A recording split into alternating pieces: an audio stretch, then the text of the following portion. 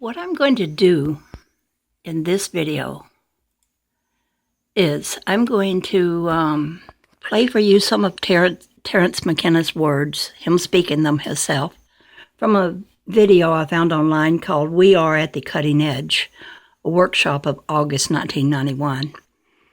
And I want to play that part where he's talking about how everything turns into light. And it's sort of like what he calls the escalon. Like the Christians believe that, we'll all be in a light, kingdom of light or something like that. I believe it myself. It's not their idea of heaven, but my ideal that light is what God is.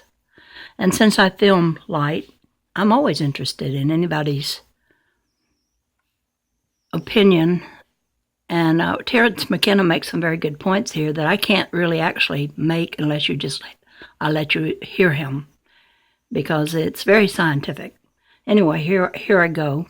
I want to say that what I'm taking pictures of in light, to me, is the unmanifest. It is like the ether. It is like what all manifest things come from. Before they become manifest, they look like this. That's my opinion of what I'm filming. But let you listen to Terrence. To my attention, if I can get this the way I want it. And one of them is called, and I recommend it to your attention, it appeared in the June 1989 issue of Zygon, and it's called The Omega Point as Eschaton, Answers to Pannenberg's Questions for Scientists. And this is, it's by Frank Tipler. And this is a very interesting article which tries to argue for the reality of Christian eschatological hermeneutics in the light of information theory, and actually makes a number of points that I thought I would be alone in making for my entire life, and now I see that I'm actually an infant in this department, and that these people have thought more deeply and more widely and with a more stunning commitment to radical ideas than I could have even conceived of. I mean, it's humbling stuff.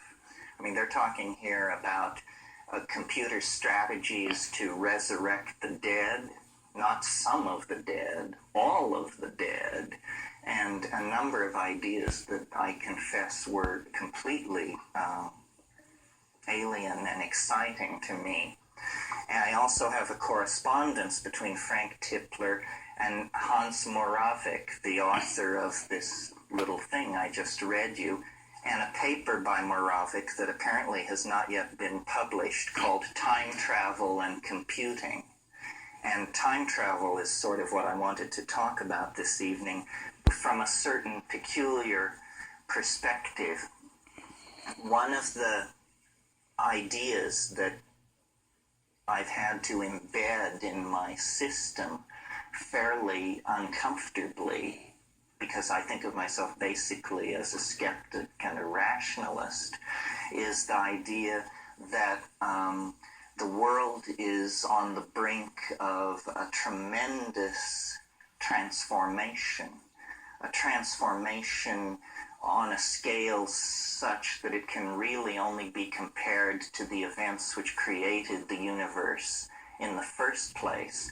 This is what ties this series of notions to Christian eschatology, because the unique preoccupation of Western religion, whether it be Judaism, Islam, or Christianity, is this weird insistence on the end of the world, the collapse of reality as we know it. You don't get this in Eastern thinking. As you all probably know, Hinduism is a theory of what is essentially a steady state, There are cycles of outpouring of phenomena and then regressive cycles when everything recondenses. But the universe is basically thought to be eternal. And this then poses no problem for rational expectation, because it's very easy to imagine an eternal universe. In Christianity, to preserve the rationality of expectation, the eschatological event, I guess I should explain that term. All these ESCH words, eschaton, eschatological, so forth and so on, mean we're referencing the final things. The branch of theology that is called eschatology is the study of the final things, the end of the world. And the way Christianity has handled it to preserve rationality, at least superficially, is by setting it far, far in the future. Then it doesn't irritate or, demand a great deal of thought and consideration. My notion has, against my own intellectual gravity, has pushed me toward the conclusion that it is near, which puts me in the same category as all those people in cartoons carrying signs which say, repent for the end is near. And it's the thing, I feel, shy. I don't know if I have the decency to feel shy, but I feel always reluctant to talk about it because it is the most counterintuitive position in the system that I've tried to elaborate, because not only do I think it's near, but I think that we can say when it is. And just so you aren't kept hanging in suspense. Tomorrow at 8:30. Close. December 22nd, 2012, at dawn, Eastern Standard Time, the universe will roll up like one of those blinds, It will just roll up.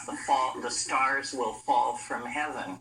Reality as we know it will completely disappear to be replaced by something else. Now, why would anyone think such a thing? What set of rational premises could lead to such an irrational notion? I have this idea that there is a counter-entropic principle built into the universe that has not been described by science at all. It may have been noticed, but never in its inclusive nature. And I call this anti-entropic principle novelty. Novelty has been increasing since the very first moments of the birth of the universe. Whether you subscribe to the orthodox cosmology of a Big Bang, which I would like to sit on the fence about, it seems to me, you may think my notion is unlikely, but you should remind yourself that what science believes is that the universe sprang from nothing in a single instant from an area whose diameter was less than that of the electron. It seems to me this is almost like the limiting case for the incredible. If you could believe that, what would you resist believing? If you believe that, you may be interested in a large bridge over the Hudson River that my family has had for generations and that we're willing to sell you for $1. But this is what science believes. This is what most scientists believe, although in all fairness, in the last 5 years, this has gotten more shaky. Not everybody now believes in the Big Bang. Well, what I would like to substitute for the Big Bang is what I call the big surprise. And the big surprise, it doesn't come at the beginning of the universe. It comes at the end of the universe. Which seems to me, if you want to, the battle of the singularities. Orthodox science says the entire universe sprang from a tiny area in a single instant. The notion that it sprang from pure nothingness. It sprang from a point-like dimension that was, so far as we can tell, utterly without any quality whatsoever. This seems to me the least likely environment in which to seek a singularity. I mean, how can we imagine, unless we call upon God Almighty, a perturbation in a flawless nothingness that would usher into, 10 high 47 particles of many types streaming outward, symmetry breaks, so forth and so on. It seems to me that all cosmological myths require a singularity of some sort, but some singularities are more likely than others. And so in my notion, and I call it my notion because so many people have told me I'm completely welcome to it. In my notion, the place to look for a singularity is in the most complicated circumstances imaginable. Not an unflawed emptiness, but a world where you have atomic chemistry, polymer chemistry, organic chemistry, advanced animals and plants, languages, cultures, technologies, information coding and regurgitation systems. In other words, the more complexity that you can pile into a situation, the more likely you're going to get what is called an emergent property, or a singularity, or the big surprise. And so, as I look back at the history of the universe, over any scale you care to name, the last 5 years, the last 500 years, the last 500 million years, the last 5 billion years, there is a generality which seems to hold, which is complexity, once come into existence, is retained and folded back into the interstices of being to produce yet more complexity. This is linked, and at least appears linked, to the cooling of the universe. At the Big Bang, the temperature of the universe was trillions of degrees, and there wasn't even atomic chemistry. There was just a plasma of electrons. And then after some time, measured in nanoseconds, the temperature of the universe fell sufficiently so that stable orbits could be established around atomic nuclei, and then you have the emergence of simple inorganic chemistry. Well, then after a further fall in temperature and much longer period of time, you get the thermal disruption of chemical bonds falls below the limit where you can get complex molecular structures, and then a whole new set of emergent properties building on the levels which preceded until finally you get the birth of stars, and that is basically huge lumps of condensed hydrogen, the simplest of all elements. The hydrogen aggregates into stars in such amounts that tremendous pressures are set up at the center of these hydrogen masses, sufficient pressures for fusion to begin to take place, and fusion cooks out iron and other heavy elements, including carbon, and carbon then becomes the key to the next level of emergent complexity, and from there to us, it's only a series of these declensions. But what's interesting about these declensions into complexity is that each phase happens more quickly than the phase that preceded it, so that and we actually are not peripheral to this process. We're at the center of this mandala by several different ways of thinking about it. The most convincing, I suppose, is that the density of connections in the human cerebral cortex makes the human cerebral cortex, without contest, the most densely ramified material in the universe. We carry within ourselves, then, the most complex organization that has been laid on to the material universe. And it seems to me this is a strong argument that we are at the cutting edge of this process of emergent novelty. Now, up until 1 million years or so ago, we were just one more animal wandering around on this planet, albeit a sort of weird animal. Bipedalism, binocular vision, complex pack signaling. But on the other hand, wolves and dogs and ants have complex pack signaling. But then we began to elaborate.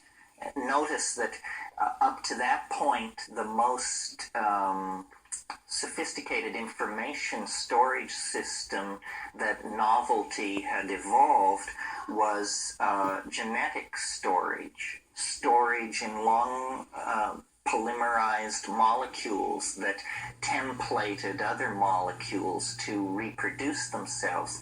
Well, with the emergence of human language, you get what is called epigenetic storage and conveyance of information in poetry, dance, ritual of all sorts, artistic endeavors of all sorts. This is the unique domain of human beings, and it represents a vast acceleration in the rate at which this kind of informational business can be transduced. Well, then, so it flows forward, and then about 12,000 years ago, we really get going by building cities, beginning to notch wood with our observations of lunar cycles and stuff like that, and then you know the rest of the story. I mean, it's just a jump from, as I said the other night, chipping flint off a core to hurling an instrument outside the solar system so that it can look back at our planetary system. An elf told me that, now there's a fine thing for a scientist. An elf told me. An elf told me that time travel is possible, but it is constrained in ways which are not normally part of our expectation of time travel. The way in which it's constrained is, once time travel is discovered, you can travel as far into the future as you wish, but you can't travel into the past any further than the moment of the invention of the first time machine. The reason for this is that before the invention of the first time machine, there were no time machines, and how can you take a time machine into a domain where there aren't any? You see, it's just to preserve logical consistency. That's like saying you can't drive a car where there hasn't been a car driven before. That's right, you can't take a car where there are no roads. When cars were first invented, the main objection to them was, what are you going to do with this thing? There's nowhere to, it can't go where a horse can go, so what good is it? So here's a fantasy scenario, which for a while I liked very much. It's that quantum physics and nanotechnology and all this malarkey is refined and focused toward the notion of building a time machine, so that then on the morning of December 22nd, 2012, at the World Time Institute in the Amazon, the first time journey is about to be taken, and the whole world is watching on holographic television as the Lady Temponaut is strapped into the machinery that will hurl her centuries into the future. And there's a countdown, and a button is pushed, and off she goes. Now, most people's interest would be to follow this woman wherever she's going, but let's forget her for a moment. The point has been made. She disappears. We assume she went off into the future. But what happens right there, right then? It seems to me in the very next millisecond, thousands of time machines would begin arriving from the future simply because they had driven to the end of the road. They had come back in time to witness the first journey into the future. It's as though you could take your Piper Cub and fly it to Kitty Hawk, North Carolina in 1906 to see the Wright Flyer take off. You see? Are you all with me so far? Oh, yeah, right. This is longer than I thought. I might have to do this in two parts. There's a problem with this, which some of you, I'm sure, are thinking, I hope anyway, which is what's called the grandfather paradox. Oh, yeah, it is longer. Which is the old conundrum that haunts all time travel schemes, which is, if time travel were possible, you could go back in time and kill your own grandfather. Well, then you wouldn't exist. Well, so then this sets up a logical impossibility. Either you exist or you don't exist. And some science fiction authors have assumed that somehow massive influxes of synchronicity would preserve your grandfather. You would approach him with your Saturday night special, but it would blow up in your hand, or it would... Okay, I'm about to come to the end of what I can film, and I won't get to the part where it shows, he talks about how we, all things in existence could blink out of existence, except for the photon of light, which would create a universe of nothing but light. And the way he explains it, he talks about black holes and that sort of thing. And I'm just going to put this video that Terrence McKenna made called "We Are at the Cutting Edge" into the